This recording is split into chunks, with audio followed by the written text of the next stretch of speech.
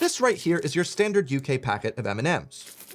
It's pretty small, isn't it? Well, if you look at the ingredients in the back, it'll tell you everything that went in to making this candy the way it is. Now, of course, the standard things are gonna be here, such as milk chocolate, lactose, sugar, such as that. But there's one thing surprisingly absent on this candy that the American counterpart has quite a lot of, and that of course is artificial food dyes. But it's not like the UK M&Ms don't have any colors at all, it's just that they're using natural food dyes, which you would know about if you've seen my video I made a couple weeks ago on foods in the US that are banned around the world. So you've got the E100, the E133, the E160 A&E, which the European Food and Safety Association have assured us will not put us in the A&E. As I mentioned in my previous video, in 2006, a study revealed that there was a 100% link between the extra hyperactivity in children and these artificial food dyes. So in the UK, people got angry, the government listened, protected the people by placing a ban on these artificial food dyes, so that if you do sell them in the UK, you do have to have a warning label so people are more informed about the health of the things they're going to be consuming, especially if they're given to children. Now in the US, things went a little bit different. You see, they also had quite a big public outcry, but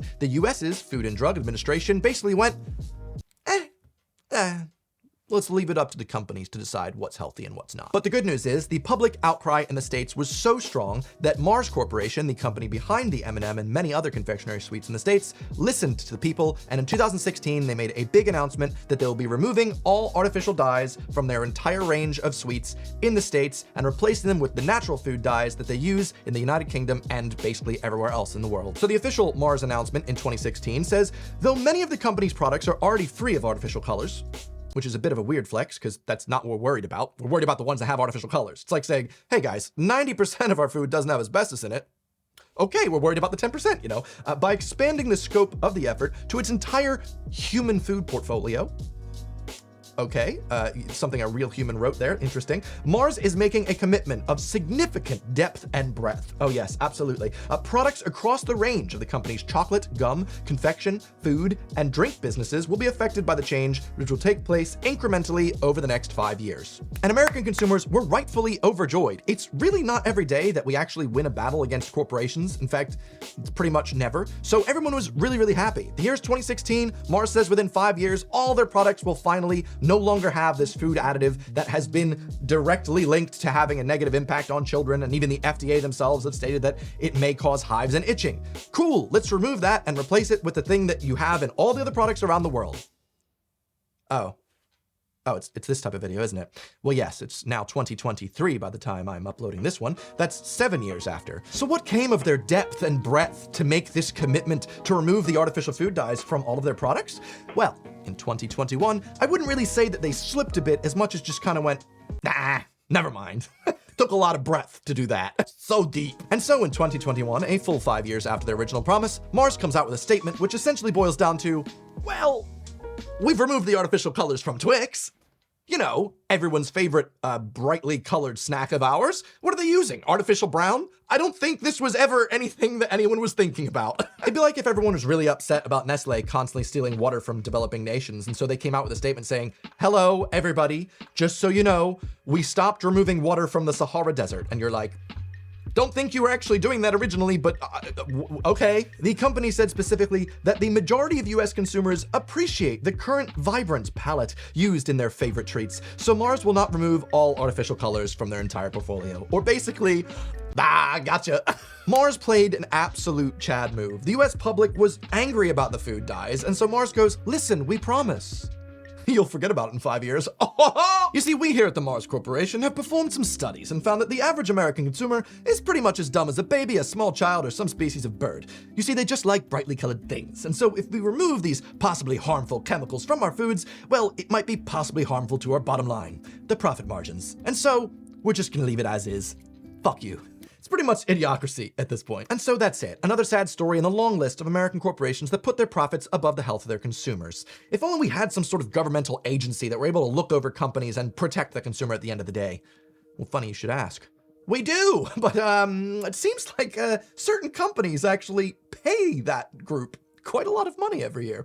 Let's talk about it. All right, so the American overseeing agency that's supposed to keep us safe isn't actually doing its job. Well, what do Americans do best when they can't do anything else?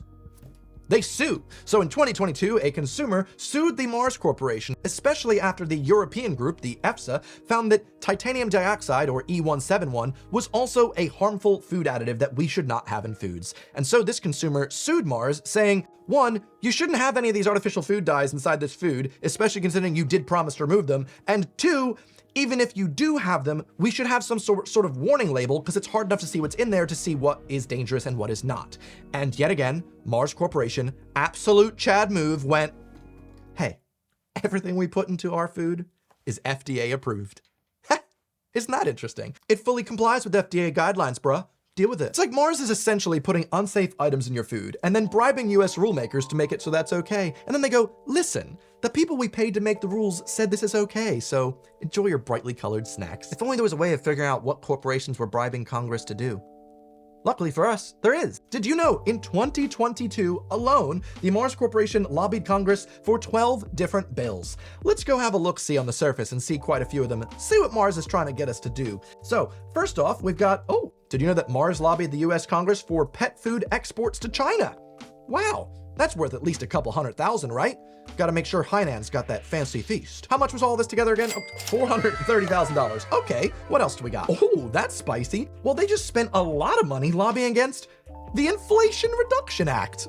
Listen, I know you guys might be having a really rough time with the cost of living crisis. Inflation must be really bad for you.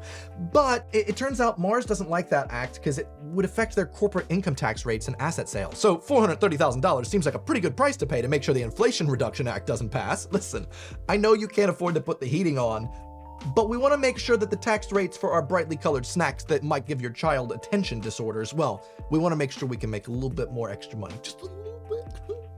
You could say just the same size as an M&M, maybe. The M&M in M&M stands for money and more money. And then finally, the piece de resistance. Mars spent $350,000 lobbying the US Food and Drug Administration themselves. Ooh, what exactly did they want? Well, it turns out they made some comments to the White House on Americans' dietary guidelines, especially for children's nutrition. Yes! I love it when my giant candy conglomerate tells me about children's nutrition and helps advise policy. It'd be like if Joe Camel lobbied Congress and the FDA and went, listen, the brightly colored cigarettes that we've been advertising to children are part of your balanced breakfast, guys. Is that all? Is that all? Oh no, they also wanted to work with the FDA to change the definition of the word healthy.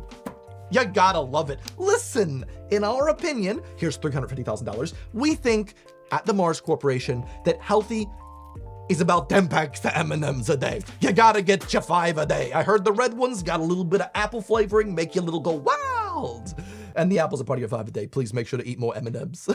And this was just a fun-sized sample of the amount of bills that Mars was attempting to lobby Congress for in 2022 alone. I can assure you that there's a lot more depth and breadth to the amount of money that Mars is willing to pay our lawmakers to change the rules in their favor and against our own health. But like I said, I heard the red M&Ms are part of your 5 a day now, so it's a lot easier to eat healthy. Well, at least in the US. In the UK, I have to eat apples, and that's kind of lame. But I know there's some of you out there that are munching on your US M&Ms right now. Your attention's all over the place. You're like, Evan, I couldn't even focus on this video. I was doing other things, and I checked out your website, and is that John C. Reilly? Did you take that photo? Actually, I did. Thank you. I've been updating my portfolio on the website I made with today's video sponsor, Squarespace. What a segue. Squarespace, of course, being the all-in-one website builder that I use to make my website, evanedinger.com. I made myself an easy-to-see blog using one of their amazing templates. Look at this. All the different kit I use for beginners, for intermediates, for experts. I also even made a web store. Super easy, integrates with all of the postage companies in the UK, so I can just make my photographic prints in March and then ship them all out. And with 24/7 customer support, I've never had an issue. I love Squarespace. They've been supporting my channel for a while, and I'm a big fan. If you want to build a website for yourself, sign up today at squarespace.com/EvanEdinger or use code EvanEdinger at checkout for 10% off and 1 month free. Thanks, Squarespace, for sponsoring, but let's wrap this up. I do think Americans should be rightfully afraid of just how much corporation money contributes to the laws that are meant to be protecting them and their children. You just know if this sort of thing happened in France, the M&M factory would be smoldering. A lot of liquid chocolate.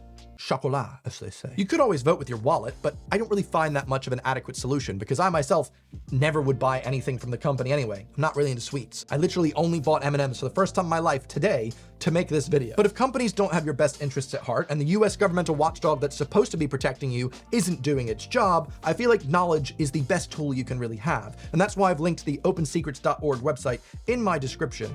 There you'll find all of the companies that love lobbying the Congress every single bill. So that if maybe you just want to see, what has this company done recently in Congress? You can just see how much they've spent, which they legally have to say, and why they did it.